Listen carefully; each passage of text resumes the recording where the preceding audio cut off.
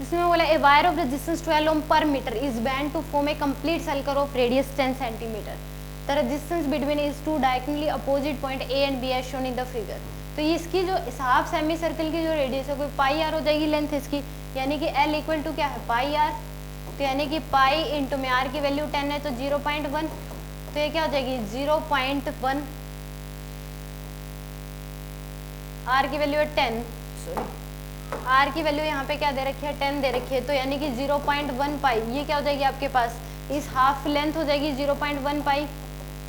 और इसकी भी कितनी हो जाएगी 0.1 पाई।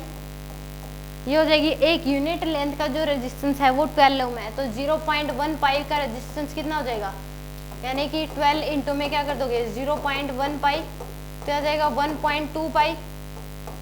एक यूनिट लेंथ का रेजिस्टेंस 12 ओम है, तो इस हाफ सेमी सर्कल का लेंथ इतनी है 0.1 पाई, तो इसका रेजिस्टेंस क्या हो जाएगा 1.2 पाई, यानी कि इसका रेजिस्टेंस भी कितना है 1.2 पाई है और यहाँ पे हाफ सेमी इसका भी क्या होगा 1.2 पाई। अब दोनों किस में है पैरेलल में, तो रेजिस्टेंस क्या हो जाता है दो इक्वल जो रेजिस्टेंस है पैरेलल में जुड़े हैं, तो हार इफेक्टिव क्या हो जाएगा इनका हाफ हो जाएगा, तो यानी कि कितना आ जाएगा 0.6 पाई ओम।